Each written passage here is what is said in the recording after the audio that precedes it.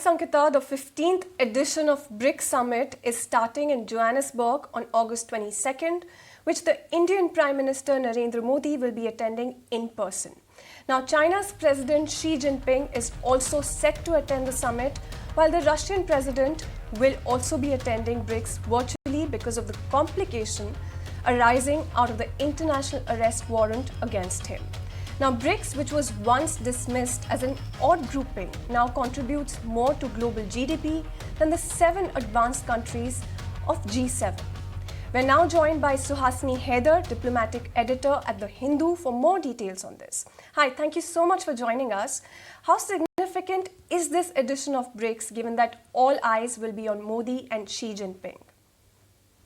Well, certainly it is an important summit because, remember, it's the first in-person BRICS summit since 2019, and so much has happened in these last 4 years. So clearly the leaders have a lot to catch up on in person, although they have met at the sidelines of other events in these years.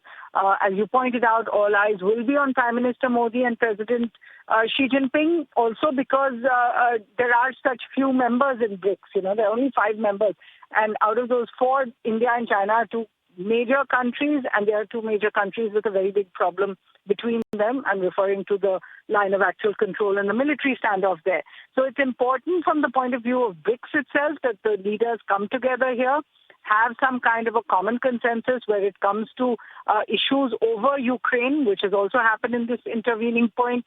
How will they come to a joint declaration, if you like, on issues like Russia's invasion, but also on the sanctions. There's been so much talk, although we're told that an alternative currency is not on the agenda of this particular summit, but there's been a lot of conversations between leaders before this talking about the need for alternative payment mechanisms given the sanctions against Russia. So even the Brazilian president, when he went to China, said, we need to find an alternative BRICS currency. So while it will not be necessarily a BRICS currency, but the idea of national currency trading between these countries is major. And as you pointed out, these are a major part of the global economy. Another big point is going to be about the expansion of BRICS. There are about 19 countries that have formally asked to join BRICS, which is an indicator really of how the world is now seeing BRICS as a counter to perhaps the G7 very exclusive club of the world's richest countries, most developed countries. Instead, they're looking at BRICS and saying these are developing countries. It has countries like India and China in it.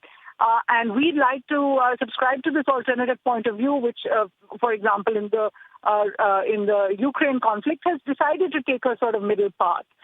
So 19 countries have applied. I think about 4 have, there's a little bit of consensus around them. So we're looking at discussions about that as well. We're looking at discussions about where, the countries will move forward in areas like R&D on vaccines, on digital inclusion. Apart from all of these leaders, the BRICS leaders that are coming, and Mr. Putin, who will be available on the virtual conference, the president of South Africa has actually invited every member of the African Union. So we're looking at more than 50 leaders from Africa invited to this event, and another 20 or so Global South leaders. So this Global South theme that has been part of India's G20 as well is also now in BRICS. And there will be an outreach between the leaders and all of these leaders from the Global South over there. Finally, I think it's important because it comes just 2.5 weeks before India's own big moment with the G20 summit on September 9th and 10th. Now, in the last few weeks, we've seen a lot of breakdowns when it comes to the joint declaration discussions. There's been a lot of opposition from Russia over the paragraphs on Ukraine, but also from China on other issues, everything going from the environmental language to debt financing and financial inclusion. All of those issues we've seen some differences apart from the Ukraine question, to the point where China has even objected to specific naming of, say, Vasudhaiva Kutumbakam, saying that this is not a UN-approved language and that kind of thing. So we've seen a lot of objections coming in the past.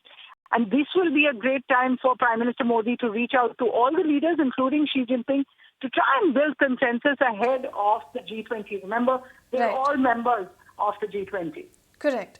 So you did mention China. Now, China has firmly stood behind Russia, while India too has strengthened business ties with Putin after Russia attacked Ukraine. So how are Western countries looking at the summit, and especially the US? I think Western countries have been concerned even ahead of the SCO meeting in July because they looked at it as a kind of counter-Western strategic organization. Now, this is a counter-Western economic organization. BRICS mainly talks about the idea of emerging economies and their position in the world. So they do expect a certain counter-Western, if not outrightly anti-Western language.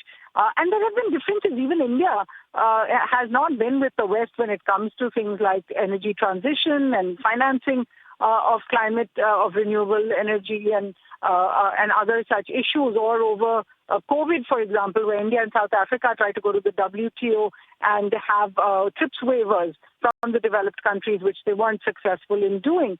So in that sense, yes, Western countries are watching closely. And one indicator of how closely they're watching is President Macron of France a few months ago saying that if I'm invited to the BRICS summit, I would like to go and convince the leaders there. Obviously, Russia is the big sticking point, and they will want to see whether there is any movement in the BRICS when it comes to the language on Ukraine.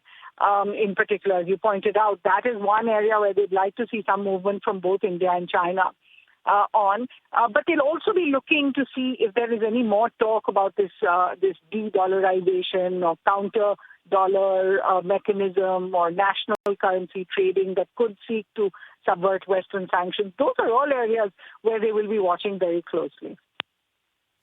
Well, thank you so much for joining us with that detailed lowdown. Thank you so much for joining us, Suhasini. Well, with this, viewers, we're timed out on this segment. See you on the other side.